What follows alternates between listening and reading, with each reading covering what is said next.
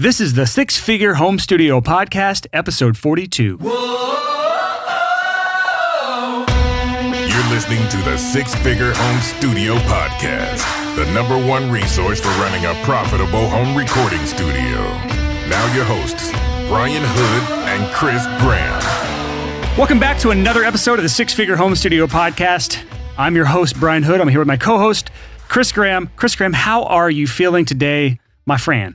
Well, you ask me that question on like every show, and I often answer. Every single episode, you're like, I'm doing great, man. And then that's the end of it. Yeah, and then we just move on. So who cares how I'm doing? You tell me how you are doing.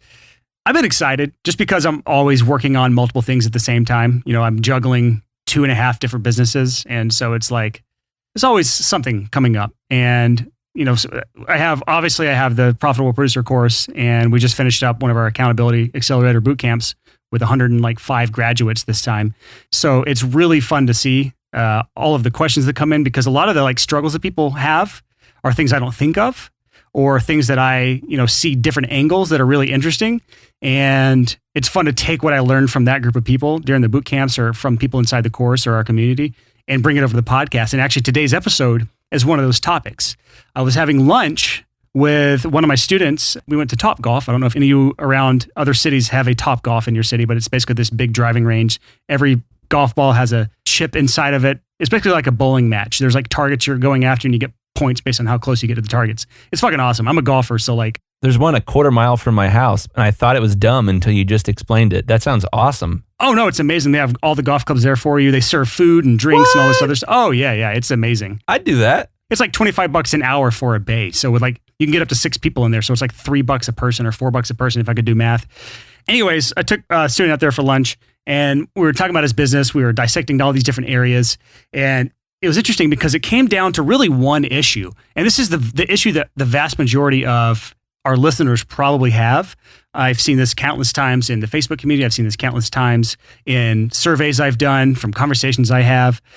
And it's always an issue with lead generation, or finding more clients for your studio. And honestly, we're at 42 episodes in right now. I can't believe it's taken us this long to really tackle this in one episode. And we really will only scratch the surface, honestly, because there's a lot that goes into this topic. But we'll try to do what we can as far as giving this topic justice. But the student was obviously, just like most of you, or a lot of you listening, struggle with getting consistent clients. And so when I looked at his business, he had a lot of things right. He was great at what he did. His website looked great. All these things on paper, he looked great, but he wasn't getting enough work to keep his calendar full. And so what it came down to was this simple thing. And anyone listening, if you get nothing else from this episode, I want you to understand this thing, internalize it, and then I want you to live this out. If your schedule is not 100% booked up from word of mouth advertisement, meaning you don't have to do anything, the work just comes to you. And that's very few people. It's very few people that have that. If that is not you, if you're not 100% booked up from word of mouth advertisement, then it is 100% your responsibility as the business owner to go out and find clients. Period. End of story. And this episode is hopefully going to be tackling that. And it starts really with lead generation. This is one of those business jargon terms we're going to actually tackle. Chris, what the hell is lead generation? And sorry for the really long and elaborate, how am I doing? No, that was awesome. I didn't even plan that, but it went well into the episode. Yeah, I agree. So lead generation is the first step in sales. So sales is exactly what you think it is. It's convincing people to hire you. In order to convince people to hire you, you first and foremost need to generate leads. Leads are people who might hire you. If you cannot generate leads, you cannot make sales. It's true. So when we start talking about generating leads for your studio, there are a few things that we call sacred cows that we need to kill before we get into this. Actually, I think, Chris, what the hell is a sacred cow? Because that's a term you hear all the time in the business world, but I'd say most studio owners don't know what that means. So explain what a sacred cow is. Yeah, man. A sacred cow it's a thing that we see as a moral imperative in our industry. A sacred cow is something that you just don't do. And if you do it, people raise their eyebrows. There are a lot of examples of sacred cows that were killed that changed the world. For example, probably my favorite example is the first time someone turned their amp up a little too loud and it started to distort. Yeah, that's quote unquote wrong. That's the wrong thing to do. You don't want distortion. Yeah. So I'm sure there was, I don't know who it was, but some kid somewhere said, wow, I like how my guitar amp sounds when I turn it up loud and it starts to break up. And I'm sure like all the other musicians and guitar players are like, oh, kid, you're playing your amp too loud. But now that sacred cow has been killed, it's okay to turn your amp up so loud that it distorts. Yeah, as a matter of fact, they build amps that are for extreme distortion. Exactly. And without killing that sacred cow of, hey, don't turn the gain up too high or else it'll distort. Now that sacred cow has been killed, good has come from it, or bad, depending on what your taste in music are. Yeah. So that's just one example. There's a million other ones in that, but hopefully that kind of clarifies. So when we start talking about lead generation and killing sacred cows related to that, there are some sacred cows in the studio world that we have to address and hopefully kill, at least in your mind. And the first one has to be just advertising in general. Yeah. That is what a lot of people will try to tell you is a mark of shame, that if you have to advertise, you're not a real studio. Well, let me hop in here. So the big idea, I think, this is just a theory, is that in the arts, and obviously we are in the arts as recording studio people, that in the arts, if you have to advertise, you're admitting a lack of talent. Yes, that is the prevalent feeling amongst most people that I talk to when it comes to paid advertising for their studios. Yeah, it's, hey, here's the way talent works. If you have talent, people will beat your door down because you'll walk out into the middle of the street with a guitar, you'll hit a single chord, and you'll sing a single note and everyone will stop what they're doing and they'll look at you and say, oh my gosh, his soul is beautiful. It radiates from him. And then from then on out, you're famous. And it's just, you either have that or you don't. That's not true. If you still aren't convinced that paid advertising is a sacred cow worth killing in your minds, go back, listen to episode 23. The title is Why You Might Need to Advertise Your Studio. I think we really cover that well in that episode, why that's a sacred cow worth killing. Yeah. And just sort of one more piece to why advertising in general is a sacred cow. I would say if you are really good at your craft, then you are obligated to tell people about it. You have a gift, and stewardship, using that gift well, is going out and telling people about it so that you can help them. If your mindset with advertising is I want to help more people, and in order to do that, I have to tell them I can help them, that's totally different than, well, if I advertise, it means I'm admitting that I don't have enough talent. And if I don't have enough talent, that means that I'm not the hero that I thought I was. So kind of off what Chris just said there, if you are a better solution than the guy down the road, then it's really your obligation to make sure you get the gig, honestly, because if you do not get yourself in front of that person, whether it's paid advertising or one of the other methods we're going to talk about for lead generation today, if you do not go out and get that client yourself, you are doing them a disservice from them settling for the inferior service because they didn't know you existed or they didn't know that you were available. And now there's worse art in the world, and there could have been better art in the world. It's true. Our obligation as people in the arts is to bring beauty into this world. And as hippy-dippy as that sounds, that's a high calling. Yeah. That is something that provides extremely high value to society. I don't want to live in a world without beautiful art. And we have to take that seriously. And in order to do that, we have to kill sacred cows. We have to get away from this ego-laden, if you build it, they will come mentality, and get over our own egos so that we can help more people.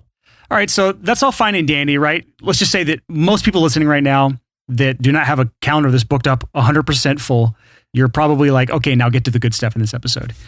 Because obviously, if this episode is about generating more clients or more leads for your studio, then we have to get to the tips of it, right? Yeah. Well, let's first address a couple things that I've seen multiple times, and that is shitty tips for lead generation. Because any article I've ever read or any YouTube video I've ever seen where some schmuck is trying to give you tips for finding more clients for your studio, it's always these types of tips. And I think this should be addressed because there's always a hint of truth in these, but it's not the whole truth and it's definitely not the best truth. So shitty tip for lead generation number one is word of mouth advertisement. I've seen multiple articles that just try to sell you that word of mouth is the end all be all of finding clients for your studio. And if you do anything other than word of mouth advertisement, then you're a piece of crap. And that's simply not true. And the biggest issue I have with that sort of advice is the fact that you have no control over this, at least not directly and not right now. word of mouth advertisement is definitely the best form of advertisement. It's the most powerful form of advertisement, but it's the result of all the work you've put in up to this point. It's the result of all those hours you put in, all those clients you've worked with, all those relationships you've nurtured. And it's not something you can go out and build today. It's just like planting a garden. If you want watermelon today, you have to have planted seeds 6 weeks ago or 6 months ago or however the hell long it takes to build watermelons. Yes, the big idea here is if you have a toolbox and it's got screwdrivers, hammers, pliers, all the things that you use to keep your house in order, word of mouth it's a hammer. It's probably the best tool, but it should not be the only tool. I see both sides. I see what you're saying, Chris, but my studio has always been sustained by word of mouth advertisement. And so you can have a 6-figure income from strictly word of mouth advertisement someday. But that is not the majority of people. And there are a lot of other methods you can employ for lead generation that can hopefully eventually build that snowball up to the point where you do have word of mouth advertisement and you don't have to go out and get this work. So the cutoff point is this: is your schedule full now from leads that just came into your inbox, that just found you, from people filling out your form or reaching out or calling you? Do you have your calendar full from that? If not, everything else we talked about today is for you. If you already have your calendar full, you can skip this episode. There's nothing else here for you, because at least for right now. But the key to this is it's not a faucet you can cut off and cut on. You have no control over that deal flow. It's all 100% organic, and you have really no control over it. You can help influence it, but you don't have full control over this lead generation source. So that's why I put it in the shitty tips, because it's not really a tip. It's a result. Word of mouth advertisement is a result, not a tip you can employ today. I like that. So the next kind of shitty. I'm trying. The next kind of tip. You can say poopy, Chris. The next poopy tip here on the show. I cuss like a sailor in real life. I get nervous doing it into a microphone. Because it's there forever. It is there forever. You try to run for president in the future, they're going to pull all these cuss words out of these episodes and try to smear campaign your ass. Yeah, there you go. So the next poopy tip here is going to shows cold. So I would call this a cold show. So you show up to a venue because a band is playing, you buy a ticket, and you attempt to schmooze with the band and get them to hire you. This is a tip I've seen in so many articles and so many videos. This is like generic tip 101. Yeah. So here's the idea.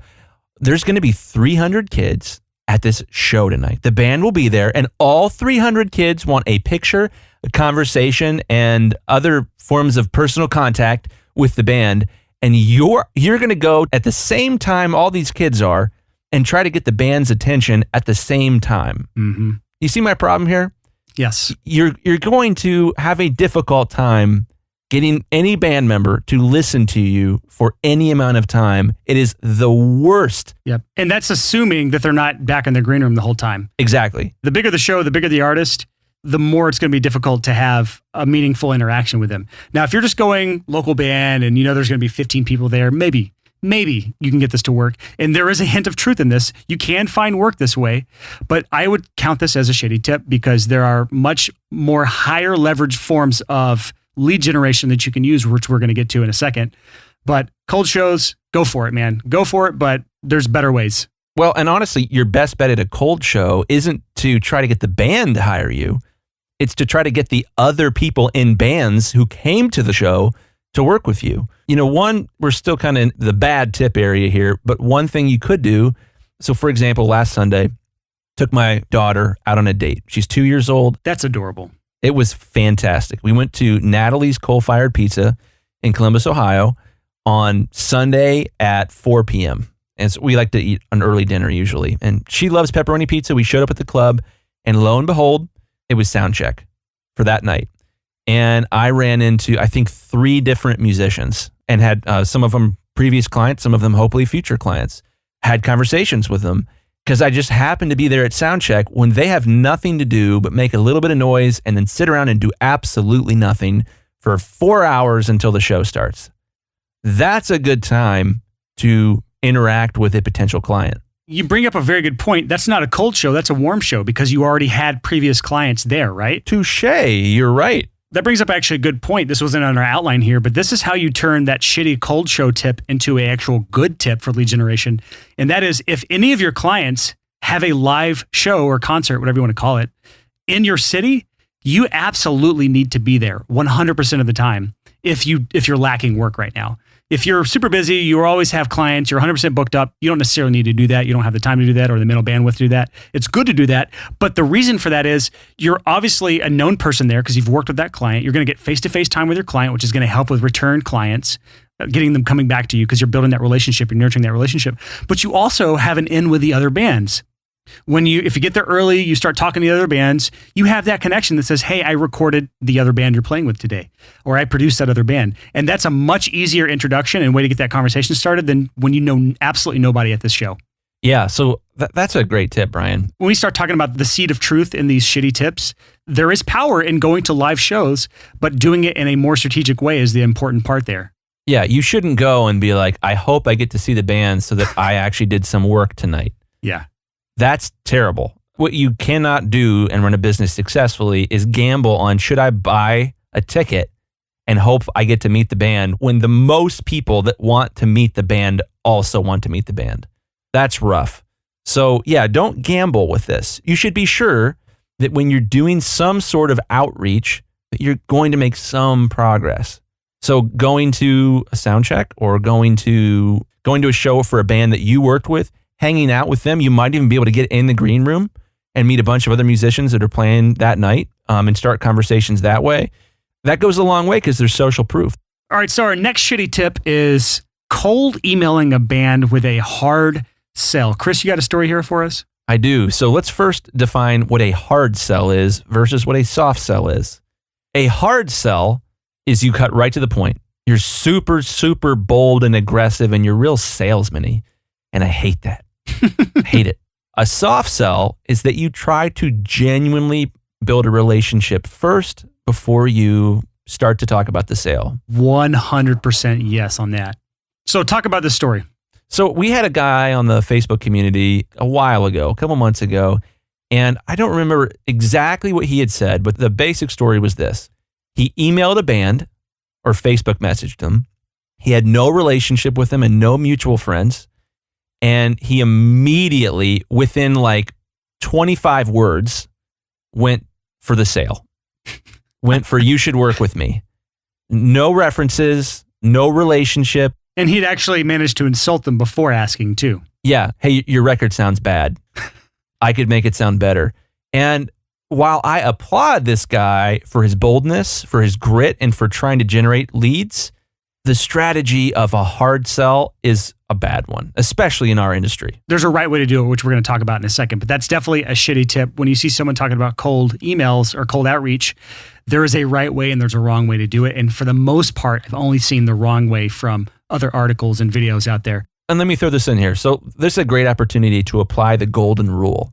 If you were in a band and you were thinking about doing a record, would you rather have an engineer or producer or whatever reach out to you and begin to build a relationship, to find common ground and to become a genuine friend, and then it sort of naturally progresses into you working with them? Or would you just rather have the engineer show up and be like, I should mix your record? You're going to have a lot more success with the first approach. So the next one on our list of shitty tips, before we get to the good ones, is social media. And social media is a great way. Don't get me wrong. Social media can be great for nurturing a relationship with potential clients, for generating leads. It can be a good way to do it, but the way most people do it is just awful. Yeah, I've got mixed emotions on this. So it's really popular right now to, what you do on social media is you just pull your phone out and you take a screenshot, like you literally point your phone at your computer and you show a waveform. You show like the multi-track session or whatever, and you play a little bit through the crappy phone mic. Yep, I've seen this a million times too. And then you just say, hey, I'm working with XYZ band. And I don't like that. I could be wrong. I'm sure there are people that works great for. But for me, I don't think that's what social media is for. I think social media is more about demonstrating, hey, I'm a real person. Yep. As opposed to this, like I don't want to follow anybody who only talks about their thing on Facebook. I will unfollow you if all you do is talk about Donald Trump. Not just that, but most audio engineers I watch on social media, they're posting things that are only interesting to other audio engineers. Yes. And you're not going to get clients if you're not appealing to your ideal client. If your clients are not audio engineers, then why are you posting things that only appeal to audio engineers? That's an important point when it comes to social media strategy. But let's get into now some actual lead generation methods for your studio. The good ones. The good ones, because there are ways you can do this and they aren't hard, but you have to learn how to do these. And then there's a next step after you generate the lead, which we'll talk about in a second. But the first one, and we're going to talk about two different sections here. We have free and we have paid. There's pros and cons to both. And depending on what your business is, depending on what your experience level is, depending on what your budget is, one of these is going to work better than others. If you have a shitload of free time right now and no money, then the free methods are going to work because they're more time consuming generally. If you are hurting on time because you have a day job, but you got some money in the bank, then maybe some paid advertising is the solution here. So there's no right way for any one person. It's going to definitely vary depending on who you are, what your strengths and weaknesses are, what your niche is, where you're from, what your savings are right now. Like I said, there's so many variables here. So we're just trying to give some good broad tips that will work across the board for a lot of different people. So the first one in the actual lead generation method, and the one that I teach the most, is cold outreach. Now, we talked about how cold outreach does not work in most situations that we see, at least for a lot of people, when you go straight for the kill. But let's talk about how cold outreach works in a way that is effective. And what I teach people to do is exactly what Chris said earlier, is making sure you're building an actual relationship. And the way to do that is to simply ask questions related to the project or the artist or what they're doing. When is your next release? That's a really good opening email or Facebook messages. Hey, I love your work. When are you going to be putting out new stuff? That is the easiest way to get a conversation started, because if you do not have a conversation, you do not really have a lead. Yeah, so I love that. I really think that you have to zoom out and you have to look at your life. You have to look at what your legacy is going to be. And if all you've done is done hard sales and done these sort of cold, distant, I'm like professional distance, I like to call it. You've done projects where you never really formed a friendship, you never really formed a relationship. That's boring, and no one's going to write that on your tombstone. Yeah. Did a really good job of closing sales and keeping it professional and getting people out the door. Ugh, I don't want that. I want friends. Yeah, that's true. So one important note here is I've heard people say that cold outreach simply does not work. And my argument to that is a couple of different things. I'm not going to get super deep into cold outreach right now. I have a workshop for that. If you want to learn more, you can go to the sixfigurehomestudio.com/workshop. But with cold outreach, there's two reasons that I've seen that it doesn't work. The first one's what we already talked about earlier in the shitty lead gen tips. And that is, if you're going straight for the sale right in the email, that rarely works. And that is a numbers play. And you're going to have to send out a shitload of emails and you're going to get less than a 1% conversion rate with that. What works a lot better is focusing 100% on the relationship. Not on the sale, not going for the kill. And that's a lot harder to do. It takes restraint. The second reason I see cold outreach not working is because your online presence is garbage, mainly your website. And I'm not going to go deep into this either, but let's just say if someone Googles you and looks on your website, your Facebook, your personal Facebook page, what do they find? And if it does not appeal to them, and hell, if it turns them off to you, you've lost that lead when they are in their due diligence phase. Because think about this. If you expect someone to pay $1,000, $2,000, $3,000 to work with you, you better believe they're going to be researching you through at least Google, if not other methods, by contacting people that you have mutual acquaintances with. So that's just the quick and dirty cold outreach. Focus on what's in it for them, providing value to them, because that's really the key to this, is making sure you're providing value to them while you're building the relationship and you're not making it about you. And if you can do that, you're going to have a lot more success using cold outreach as a lead generation method. Because remember, we're trying to generate conversations, not sales. You're not going to get a sale on cold outreach, number one. Yeah, so you have to build that relationship. And I'm actually looking through my emails right now because I think I cold outreached to you before we met. Really? Yeah, I'm trying to find the email. And initially what happened was Björgvin Benediktsson, who is audioissues.com. He's like one of the most prolific audio bloggers in the world. I've never seen someone that writes as much as that guy does. He's a machine. It's unbelievable. Yeah. So he mentioned that he had invited you to come to our mastermind group. So I started looking at your blog and I went to your homepage, and it was back when you had that weird guy pretending to play keyboard. Yep. And immediately I was like, oh my gosh, I like this guy. But then I read your first blog post, and your blog post said something along the lines of like, why you don't need advertising or something like that. And I was like, disagreed. And then I read it, and by the end of the article, I was like, completely agreed. And was totally convinced. And I think I emailed you, and we started a conversation that way. And then you showed up at the mastermind group, and it was love at first sight. Yep.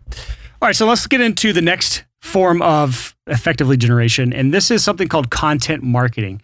Wait, hold on. I think if we're going to leave my gushing in, you have to give a better response than, yep. Oh. People are going to be like, what a You're right, dude. They don't get our vibe. The reason I didn't say anything is because, like, you've told me this story before. I've heard this before. We've talked about this before. So, like, that's fucking hilarious. Let me try this again. All right, so now to our next lead generation method, and that is content marketing. So I've seen some studios that absolutely crush this, but I've seen very few studios that do anything related to content marketing. So I don't have a lot of time to cover this because this is only going to be an hour-long episode. But content marketing is basically creating educational, informative, or helpful content that appeals to your ideal customer. We kind of talked about this on social media a little bit. Social media is a form of microblogging or a small type of content marketing, but you're creating content that draws people to you. And this can be done through ebooks. This can be done through a podcast, which you're listening to right now. Hint, hint. It could be done through blog articles. It could be done through social media. It's really anything, any outward facing media that you've created, be that a picture that you took. For example, if Brian really, really wanted to advertise his courses, he could start an Instagram account that only shows home studio porn. Just really, really great pictures of super desirable home studios. And inevitably, people who own and want home studios will follow that Instagram account, and then he can build an audience of perfect customers. Or you could just use this podcast for an example, because this is a good example of content marketing. Yeah. If the six-figure home studio goal is to help equip people to run studios, the content that we create on the podcast serves that twofold. It serves that by providing you with this sort of training for free. And so thus we're getting free listeners that we're not paying for. People are just finding us. We're growing every single month by a pretty good percentage. And we're almost at 100,000 downloads now. And a certain percentage of those people that listen to this podcast will end up joining the Profitable Producer course, which is the monetization method behind that. So that is the content marketing strategy for the six-figure home studio. That plus our blog articles and YouTube. There's all sorts of things. But for a studio, I've seen this work too. And I've seen people create ebooks that solve a specific problem for a specific niche. One good example of this is Mark Eckert. And he's just a producer that does indie pop. And he has a ebook called the Indie Pop Cookbook or something like that.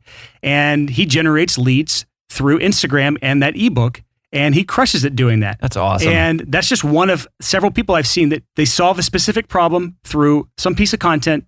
They get that content out in the world, and that content does a couple of things. It brings your ideal clients to you. You're getting their email address. You're able to follow up with them, and you're helping them solve a problem, which builds trust and establishes credibility. So when it comes time for them to book studio time, if you're not top of mind, then when those emails hit their inbox from you, then you're top of mind and they're ready to book with you. It's going to be a lot easier to sell someone on your services at a studio if you've already helped them solve a problem. So that's all I'm going to say about content marketing, but that's the power of it if you do it effectively. The thing about it is it takes time. It takes effort. And if that's not going to be one of your main strategies, if you're just barely dabbling in it, you're probably not going to have a lot of success. Yeah. So quick story. When Brian initially asked me to co-host the show, I had two thoughts. One, I like Brian, and that sounds like a lot of fun. And two, what will be our ideal listener for this podcast? Yep. Well, that would be people who run studios. And I'm a mastering engineer, and who's my ideal customer? The exact same type of person. Right. So this is a great form of content marketing for Chris. Chris, every single week, drops these knowledge bombs, these value bombs. And so hopefully when it comes time for you to book a mastering engineer, you've thought about Chris Graham for your mastering needs. Pitch over. And I got to shout out to all you guys that have reached out. It's a lot of people. I would say every day I have someone from the podcast reach out to me. And it's really, really fun because there's something for us to talk about, before the project of, the podcast. So that's awesome. This has worked out great for me. Yeah. So hopefully you can grasp at least the idea of content marketing. Yeah. That literally is probably an entire podcast on its own or online course on its own. Who knows? All right. Next form of free lead generation is from referrals. Now, this is one that you don't directly have control over because this is basically one of your past clients or one of your friends or family members sending work to you, but you can help facilitate this by actually tactfully requesting a referral. And if you go back to our review episode that we did, episode number 4, where we talk about generating reviews for your studio, you can use basically that same method to then generate referrals for your studio. Instead of asking for a review, basically just say, hey, I'm so glad you're happy.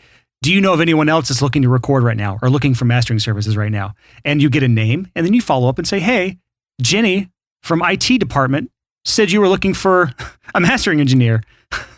And you start with a warm introduction that way. And so that's just one of many ways you can generate referrals. I'm not going to go down that rabbit hole too far, but this is a free form of lead generation that most of you aren't using. So the final free version that I'm going to cover today of lead generation is repeat clients. Now, again, this is a similar thing where you don't directly have control over the volume of this, how many people come to you, because it's going to be completely dependent on how many of your past clients you have. But if you are not reaching out to your past clients 6, 8, 12 months later after the project's over, you're losing out on a big opportunity because that's the lowest hanging fruit you'll ever have in your business. This is the first thing I teach my students. There's a spoiler for you. The first thing I teach my students when it comes to getting quick wins in your studio is to reach out to your past clients and see what's going on. What's new? That's all you got to do. I'd say like for probably 5 to 10% of them, they're getting ready to go in the studio again, and they're just going to initiate a sales type conversation. Hey, we're going to the studio soon. We'd love to talk. And that's it. And all you had to do was reach out. It's the lowest hanging fruit, period. And people just aren't doing it. One of the things you can do, and being totally authentic here, is I need to do this. So I have a client of mine whose song, so I didn't do this. I should have. Yesterday, one of my favorite clients' songs popped into my head in the morning when I was getting ready for my day. What I should have done was emailed him and said, hey man, just want to let you know that one song we did a couple months ago is in my head. I love that song. Hope everything's well. Yep. When you start talking about following up and maintaining that relationship over time, any excuse you have to reach out to someone like that is a perfect excuse to reach out to someone. Hey, I saw a cloud in the sky that reminded me of your stupid, ugly face. No, don't do that. But yeah, any stupid thing that like spurs a memory, reach out and just tell them, yeah, I'm bad at this. I'm going to admit I'm bad at this. I'm not great at like nurturing relationships that way, but some people are. And if that's something your natural instinct is like someone pops into your head, just shoot them a quick email or a quick text. It's not super hard to do, and it goes a long way towards maintaining a relationship. Even if you're only doing it every 6 months with a client, and you could facilitate that in a CRM. You could say, hey, I saw something on my computer today that reminded me of you. Hint, it's your reminder in your CRM, but you don't have to specify that. And so I just wanted to follow up and see how things are going. You can word it however you want, but that's just a clever little way to do it. All right, let's move on to the second form of lead generation here, and this is through paid methods of lead generation. And this is the most scalable if you do this the right way. But there's just 3 main areas here. I'm going to cover them all in one big swoop here, but you have Facebook ads, you have Google ads, and you have kind of a dying area, but still can be effective depending on your niche. The third is banner ads. And just kind of talk about all these together. Paid advertising is the most difficult of all these lead generation methods that I talked about because there's so much room for you wasting money. There's so many potential single points of failure, which if you go back to episode 38, where we talk about single points of failure, there's so many single points of failure when it comes to paid advertising. And if you're not equipped to really study numbers and analyze single points of failure and ways to, it's basically nonstop problem solving. There's so much more problem solving involved with paid advertising than any other lead generation method, but it can be done. Chris is a great example of really effective lead generation and sales through paid advertising. Yeah. You know, we've got Facebook ads, Google ads, banner ads. Within that, there's 2 categories of paid advertising. Ooh, good point here. There's cold lead generation, where you are showing an advertisement. I would bet a lot of you have probably seen, I've got a YouTube ad that's done really well. There's cold outreach that you can do with ads, and then there's also retargeting. Retargeting is amazing because you can set your ads up to show to people who have been to your website or who have interacted with your Facebook page. Yeah, when we start talking about low-hanging fruit, that is the lowest hanging fruit of advertising and some of the best ROI you can have, return on investment on ad spend you could possibly have. I would say this, if anyone has ever thought about doing paid advertising for your studio, retargeting is going to be the first thing you need to set up. Hands down. This isn't an advice buffet. The first thing, if you're going to do paid advertising, the first thing you should do is retargeting. Yep. So what you're basically doing is saying, okay, Google, or okay, Facebook, anyone that's touched my website, who's been to my website in the past month or past 6 months, I want you to show them this ad. And I want you to show them this ad every month until they book with me, or every week, or every day if you wanted to. But you can set how often they see the ad, and that is money. my friend, because these are people that came to your site and statistics show that they didn't fill out your quote form because only 5% of people fill out my quote form. So that's the other 95% are getting this ad. And hopefully, since I don't have their contact information, this is a way for them to be reminded that, oh shit, we should probably go fill out that quote form on Brian's site because now we're getting ready to book a mixing gig. So let's talk about how remarketing actually works. Just really, really briefly. You put a very small piece of code in your website that quote unquote tags people when they come to your website. And for those that don't understand Northern talk, that's tags, not tags. Tags. So the idea there is that there is now a list on Facebook and a list on Google of people who have been to your website. You can't see the list. Nope, you cannot. But you can tell Facebook or Google, show my ads to people on this list. And the list has an expiration date. So when you set up a remarketing list, you put the code in your website and you say, hey, Google, anyone who's been to my website in the last 90 days, put them on this list, show them this ad. Just to clarify, if you had the last 90 days set on this, well, 90 days from today, it's going to be a completely different list of 90 people. It's rotating it, the last 90 days. So, one of the things I've done that's worked pretty well is I recently hit over 100 5-star reviews on Facebook for my mastering business. So I made a thank you post and, showed, I think it was a screenshot of the reviews and said, man, thank you guys so much to everyone that's worked with me. 100 5-star reviews on Facebook. I can't believe I get to do this for a living or something similar along those lines. And then I made sure that anyone that had been to my website saw that post. And you can say, I want everyone that's been to my website to see that post only one time. Or you can say, I want everyone that's ever been to my website to see this 100 times, which is a terrible idea. That's annoying. That's a terrible idea. You don't want to go past, 3 or 4 impressions? Yeah. An impression is, they saw it in their news feed or it popped up in their search results or something like that. And that's a particularly effective method because it's going back and it's reminding people, one, that I exist. That's true. But also showing them social proof that, hey, a lot of people have worked with me. 100 5-star reviews on Facebook is a lot. So these types of strategies of just like, your goal isn't to find a new customer with paid advertising. When you're doing the remarketing route, your goal is to remind a potential customer that you exist. And that is extraordinarily important. I teach this in my course. This is like a side note after one of the videos is, if you do not come to mind when that person is ready to book their project, you will never, ever, ever, ever, ever, ever, ever, ever, ever get the project. Ever. So one of the methods you can use besides manual follow-ups or automated follow-ups, if you have their email address, one of the methods you can use is paid advertising just for you to remind them that you exist so that you are then top of mind as a producer or an audio engineer or a mixer. And if you are top of mind when they're ready to book, then you may be considered. And that is the big key to getting the actual project. Bingo. So let me talk to you people who have money issues. A lot of people, myself included, a long time ago, would hear advice like this and would think, oh, it costs money. I'm not going to do that. That's silly. Oh my God, yeah. It's super silly. If you only spend $30 per month on Facebook remarketing ads, and you have the chance, if one of those ads works, if one of those ads gets you more work on $30 a month, it's a teeny, tiny investment to make sure that your audience is completely aware of a message that you want them to be aware of. It's very, very, very inexpensive to get started with remarketing. And for most people, if you have any amount of web traffic, you sort of need a decent amount of traffic to your website first for this to be effective.